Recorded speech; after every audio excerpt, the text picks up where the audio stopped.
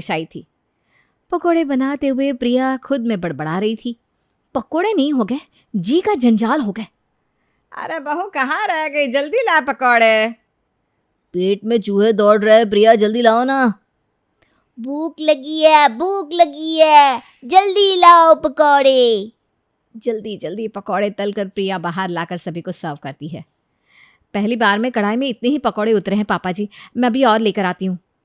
बिल्कुल वैसे ही बने हैं पकोड़े जैसे मुझे पसंद है। मज़ा आ गया बहू, इसे कहते हैं संडे की सुबह। आपको तो मज़ा आएगा जी।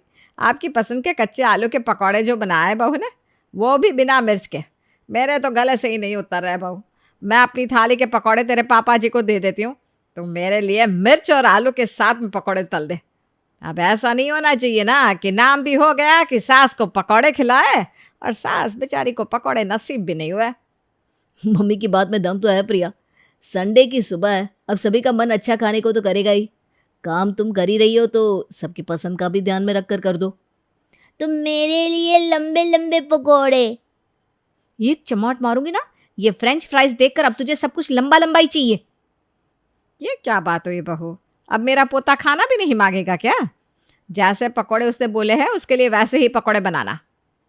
यही काम बाकी रह गया बस, लंबे टेढ़े काले पीले पकौड़े बनाने का।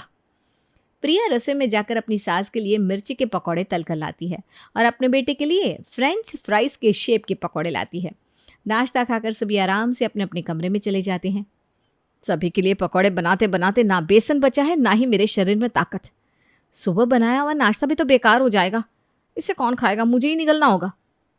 अब सभी को उनकी पसंद का नाश्ता खिलाने के बाद प्रिया खुद रोटी और सब्जी लेकर खाने बैठ जाती है। अगले दिन जोरों की बारिश के साथ सुबह होती है। चारों तरफ बादल है और सुबह के 8 बजे भी बिल्कुल अंधेरा सा लग रहा है, वरना 7 बजे तक तो धूप भी खिल जाती थी। कितना सही मौसम हुआ है ना करण। सही कहा प्रिया, मौसम तो बड़ा सुहाना हुआ है। इस मौसम में पकौड़े हो जाए तो मज़ा ही आ जाए।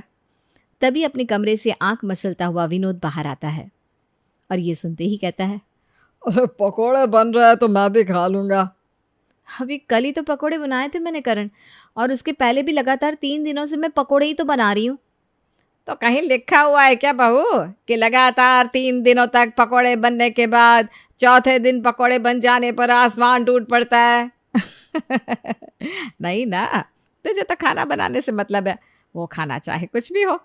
पर मम्मी जी मैं नाश्ते की तैयारी कर देती हूँ, उसके बाद आप लोग पकोड़े के लिए बोलते हो, तो फिर नाश्ते का बचा खाना पूरा दिन मुझे ही खा के ख़त्म करना पड़ता है। तो आपसे नाश्ता बनाने के पहले ही सबसे पूछ लिया कर, मत बना नाश्ता, सीधा पकौड़े बना दे। और नाश्ते में फिर से सभी गर्मा गर्म पकौड़े खाकर बारिश का मज़ा उठाते हैं। प्रिया के ससुराल वालों के मन में उठी पकौड़े की क्रेविंग खत्म नहीं होती। अब तो धीरे धीरे प्रिया के ससुराल वालों को हर वक्त पकौड़े ही खाने को सूझती। एक रोज़ शाम के वक्त पड़ोसन विमला अपने बेटे बहू के साथ सुषमा के घर आती है और घर पर आए मेहमानों को देखते ही सुषमा पहली बात क्या कहती है? यही, अरे बहू मेहमान आए हैं, जरा पकौड़े तल दे। कमर भी सीधी नहीं कर सकती मैं, 24 घंटे तेल की स्मेल ले लेकर उल्टी आती रहती है। लेकिन ये है, इनका तो जी ही नहीं भर रहा। ऊपर से चिंटू को भी खुद के जैसा बना दिया है सभी ने। अभी दोपहर में भी सभी ने पकौड़े खाए, अब फिर से पकौड़े बनाओ। प्रिया बस अभी दोपहर को सभी को पकौड़े खिलाकर किचन साफ करने के बाद अपने कमरे में गई ही थी कि उसे फिर से पकौड़े बनाने का ऑर्डर मिल गया। पकौड़े बनाने से परेशान होकर प्रिया हमेशा की तरह अपनी फ्रेंड को फ़ोन लगाती है और अपना दुखड़ा रोती है।